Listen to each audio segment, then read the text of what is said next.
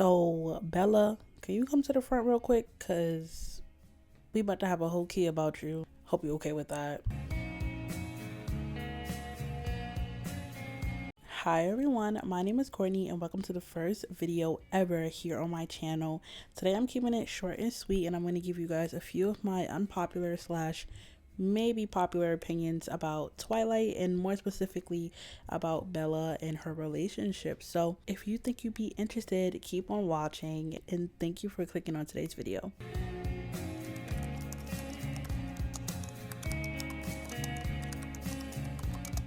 So to start it off, I feel like this is something that maybe everybody thought of, but like, girl, I personally feel like she could have shared both Edward and Jacob.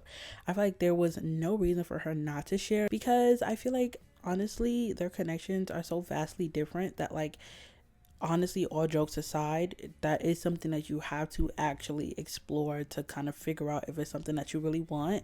And I feel like low-key Bella kind of, like, I don't know, she cheated herself. Like, I feel like honestly the decision that she made to be with Edward and how head over heels she was for him and how like ride or die she was for him was very alarming. And I feel like honestly if she kind of took more time to explore her and Jacob's relationship, I feel like, I don't know, I would have enjoyed that better. Now, I am a person that did not read the book, so I'm only speaking on what was showed to us in the movies, but I do know that there were a lot more pieces of information and little details and things about the relationships in the book that just was not shown because the movie had to be condensed in so little time compared to the book. So it's not like I don't know that there's more stuff that happens in the book, but I just haven't read it, especially because I was introduced to it when I was like way younger, and the thickness of that book was so intimidating that I literally used to like stay away from the book. Like, I don't know what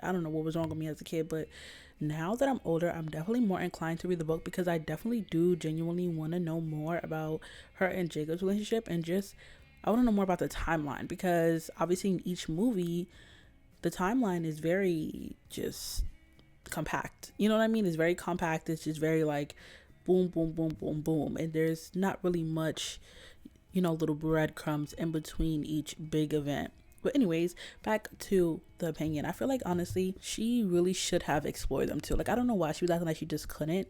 I do truly feel like Edward would have been okay with her sharing him, because I feel like definitely the scene that him and Jacob had in, what was that, Eclipse, when they were in like the little tent. If we weren't natural enemies and you weren't trying to steal my reason for existing, I might actually like you.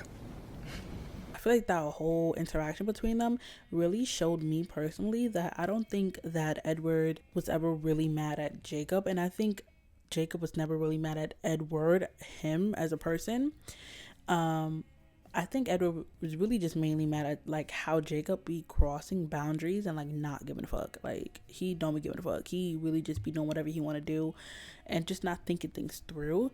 And so I personally feel like I feel like Edward would have been okay with Bella exploring the connection between the two, because I think Edward of all people understands that choosing to be with Edward is something so serious and something so big and drastic that you do genuinely have to make sure that there's nothing else that you want.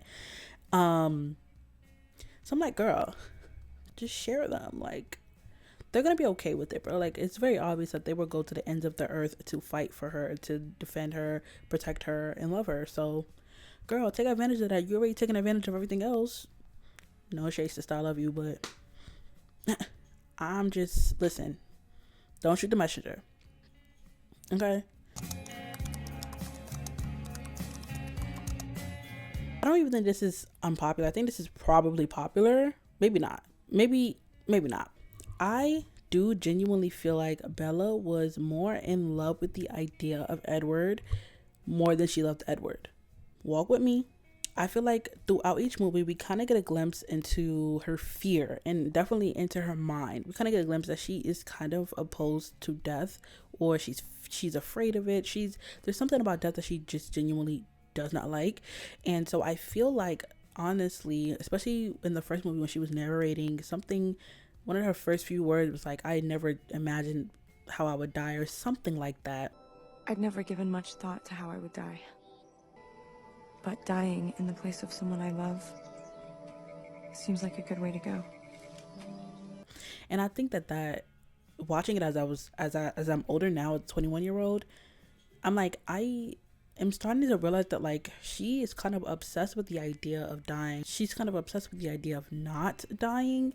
And I think that was something that was very prevalent, and like we kind of see that especially in Eclipse, where they were in the field and she has this dream in the field where like she's an old lady and Edward is behind her. Happy birthday, Bill.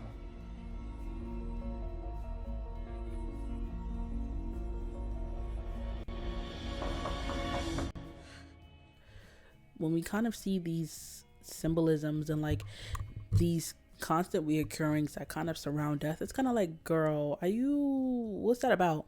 And so I personally feel like, in my opinion, the idea for being a vampire was definitely overpowering, at least for the first two movies, or at least for the first movie. Okay, if not the first two movies, then the first movie for sure, because I do feel like she kind of jumped into things really quick with Edward, and it was very like weird to me, like and it's always been weird to me how quickly she jumped into things with him.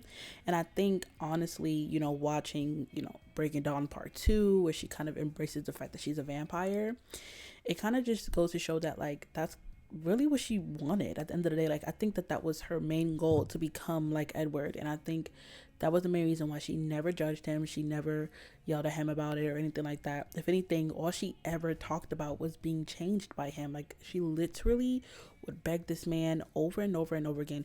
It would get to a point where it's like, girl, all you do is beg. Literally. Dollar back. I can't keep watching this. You're embarrassing. Like, all she would do is beg and be like, if you want me to do this, you have to change me. And it's like, girl, what? That's not normal. That's weird. Okay. And so, especially when it came to like the marriage part, where he's like, marry me, and she's like, change me. Like, girl, you could have just said no. I mean, and it's not like she didn't say no. She said no multiple times, but it's just kind of like you could have just stood firm on that no. The fact that she keeps bringing up this idea of like, change me, make me just like you, especially when it was times where like she needed to defend herself. It's like this idea of like her saying, yeah, make me like you, make me like you. It's like, girl, stop. So I honestly feel like she was definitely way more obsessed with the idea of her being this immortal being more than her loving Edward. And I think that she wound up loving Edward, as time went on, which is sad to say, but I feel like that's really the truth. Like I feel like she was really just mainly only concerned about her being a vampire and how she was going to become a vampire.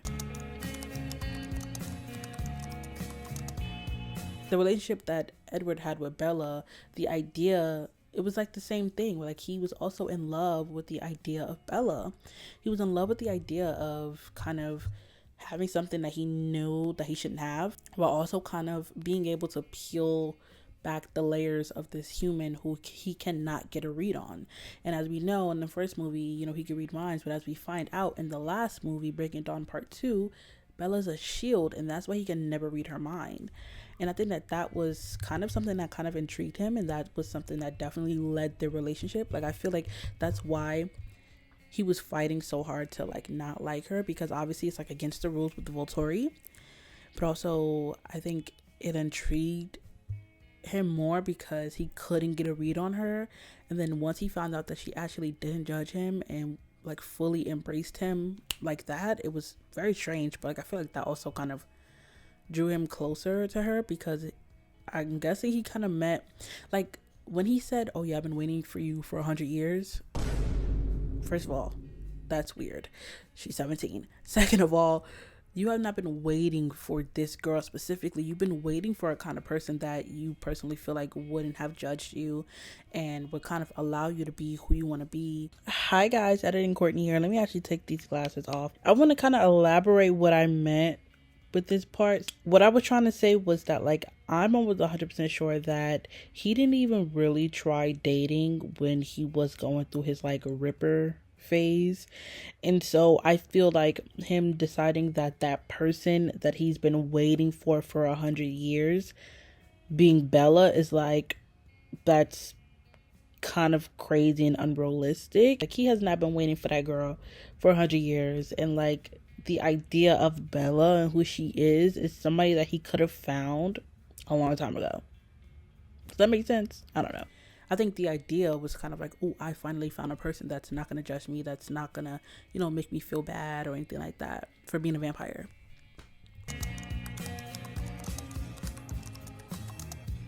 I feel like her and Jacob's relationship was way, way, way better, way more like interesting, and they connected way deeper on a romantic level than her and Edward ever did. Because like I said, for the longest, I think in my heart of hearts, I do truly think that for the first 3 movies, her main thing was just kind of like, please change me and I will fall in love with you later, but I can't fall in love with you until I'm like you because I don't have enough time. I feel like that's kind of what she was thinking, and I think that's kind of what their relationship was very like just surrounded on, and it was kind of like this gray cloud over their relationship. But I feel like with Jacob it was something different, where it was like real and raw. And I think obviously I'm sure that there's more details about her and Jacob's relationship in the book, as I stated earlier, but I didn't read it, so I'm just gonna go based off the movies. But I honestly feel like their relationship was way more entertaining, way more raw, way more just satisfying to me personally, because they didn't have this like glooming cloud of like, oh, I'm not like you and I don't have as much time as you. I feel like with Jacob it was more so kind of like a mutual understanding that they both are gonna die, because they're both not immortal. He just changes into a wolf, you know what I mean? Like at the end of the day, he's gonna get old and he's gonna die as well. So I feel like the only thing that was kind of holding them back was her and her idea of like her not having her fantasy of becoming this vampire. And that's why I feel like she was fighting so hard for Edward. I mean, of course she loves him or whatever, and that's all fine and dandy, but I feel like also she really wanted to become a vampire, and the idea of her not becoming a vampire really startled her. Like, no, this is who I'm meant to be. And I think we find that out, especially in Breaking Down Part 2, where she kind of embraces the fact that she's a vampire, like, and it kind of shows me like, yeah, girl, that's all you was ever worried about, being this damn vampire. Her and Jacob's relationship was way, way, way, way, way better in my opinion, way more fiery, way more spicy, and I didn't have as much drama. Of course Jacob was the drama. He was messy boots. A lot of the time he would do stuff to get under Edward's skin and to kind of force Bella to declare her love for him. But I think it's very obvious that like she just loves both of them equally, and she just wants to be wherever because she's able to have more time. She literally is going to be granted forever with Edward, and with Jacob she's going to wind up dying, which is something that she doesn't really like the idea of, just getting old and dying. She doesn't like that. So I feel like that's why she chose Edward. Low-key, she kind of chose right for her. For me personally, I wouldn't have chose Edward, but hey, it's not talking about me. I feel like for her, she chose the right thing. Like, she got everything she wanted. She is immortal, a vampire, really. She's a vampire, she's immortal. She ended up with Jacob. She got a kid, which is a plus, and she's rich. I mean, like, what kind of life was she gonna live with Jacob? No shade. It's not to say that Jacob is poor, but I feel like the kind of lifestyle that she really wanted is the kind of lifestyle that she could only have with Edward, which is like this riches and young for eternity kind of lifestyle that she really so desperately wanted, that she cannot get that with Jacob. No shade, she can't. Jacob can give her money, and Jacob can only feed her heart and her soul, which is why I personally feel like I would have chose Jacob. I mean, she did everything that she needed to do for her, and I feel like that's kind of always been the point of the movies. Like, she fell in love with these men along the way, but at the end of the day, it was always kind of about what she wanted. You know what I mean? I feel like it was me personally, I would pick Jacob, because I'm not really in love with the idea of becoming this immortal being, but that is because I've never been given the opportunity to become an immortal being. And that's why I always look at Bella, not with judgment in my eyes, but kind of like, sister, you should have just made better decisions. You should have just did more things. I definitely feel like there were times, like, especially when Bella basically tried to kill herself to just see Edward. I feel like if there was a time where she had to put herself in a situation where she would kind of force Edward's hand to like change her, something like that, she would do it, because that's what she really wanted. And I think that made it, her trying to kill herself, jumping off the cliff and like drowning, made it abundantly clear to me that like she would do anything for that vampire life. And like, low-key, she's kind of real. Low-key, that's just a little bit, she's real. So honestly, I feel like she kind of girl bossed. I think she's kind of a girl boss. Like, she got everything she wanted and then some. Like, I mean, what more can you ask for? And she got Jacob too, technically. We're not gonna talk about Renesmee. we're not gonna talk about that because that's scary. That is it for today's video. I hope that you guys enjoyed it. I know it was very short and sweet. I didn't want to make this video too long because you guys just met me. I don't want to give y'all too much of me. I'm kind of annoying. No shade. So hopefully you guys enjoyed it, and if you guys are sticking around but you're not fully sold yet, I'm gonna give you guys a little secret. So for my next few videos, I'm planning on doing some commentary on shows that I love, shows like One Tree Hill, Gossip Girl, Vampire Diaries, Degrassi, Glee. If you guys are interested in seeing my commentary and my takes on any of those shows, definitely stick around, definitely hit the subscribe button, and definitely make sure you turn on my notifications so that you guys get notified whenever I post any of those videos.